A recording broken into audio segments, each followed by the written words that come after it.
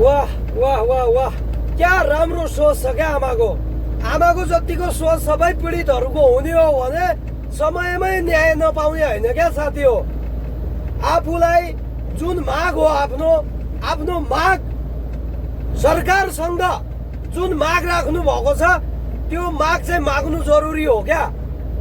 त्यहाँ हामीलाई सपोर्ट गर्नुहोस्, आन्दोलन गर्न आउनुहोस्, हामीलाई हेल्प गर्नुहोस् भनेर त्यहाँ रोइलो मचाउनु भन्दा आफ्नो निरन्तरतामा ध्यान दिनुपर्छ भन्ने यो भिडियोले सन्देश दिएको छ। उहाँ आमाले कति राम्रो भन्नुभएको छ, हाम्रो सरकारसित जे माग हो, हामी पीडित हो, हामी वास्तविक पीडित भनेको हामीहरू हो। यदि कोही आएर हाम्रो आन्दोलनको फाइदा उठाउन, मौकाको फाइदा उठाउन माइती घर मण्डलमा आएर सरकार विरुद्ध उत्रिन्छ भने एउटा लौरो समातेर त्यसको ड्याम कुटेर खुट्टा सुट्टा भाँचिदिने हो भनेर भन्नुभएको छ। एकदम साह्रै खुसी लाग्यो।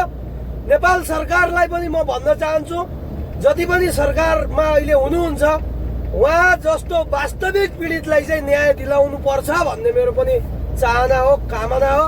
र म पनि के भन्न चाहन्छु भने वास्तविक पीडितलाई चाहिँ न्याय मिलोस्। यदि साँच्चीकै पीडितहरू हुन् भने, साँच्चीकै पीडित हुनुहुन्छ भने साँच्चीकै पीडितलाई चाहिँ नेपाल सरकारले पनि न्याय दिनुपर्छ। पीडितको नाममा आएर धरना बस्ने, आन्दोलन गर्ने, देशको संरचना बिगार्ने, सरकारको विरुद्धमा नाराबाजी गर्ने, मारामार गर्ने, दंगा फैलाउने यस्ताहरूलाई चाहिँ समातेर सबै मिलेर कुट्नुपर्छ, सबै मिलेर भित्र खोरमा जाग्नुपर्छ भन्ने मेरो पनि माग हो।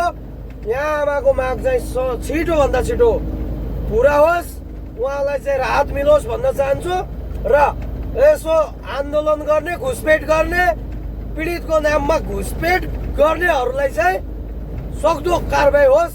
सबै मिलेर, पीडितहरू मिलेर, जनताहरू मिलेर, सरकारको मान्छे मिलेर, सबै मिलेर लखेट्नु पर्छ, कुट्नु पर्छ, तिनीहरूको नली ठेल्लोको हड्डी भाँच्नुपर्छ भन्न चाहन्छु। यो भिडियो हेर्नुहोस्, तपाईहरुलाई कस्तो लाग्यो? मेरो यो भिडियोले मन छुयो। हामी पीडित हो र हामी न्यायको लागि बसेको, र हाम्रो अगाडि आएर कुनैले सरकारको विरोध गर्छ भने त्यसको खुट्टा भाँच्ने, भाटा ल्याएर राख्ने, ड्याम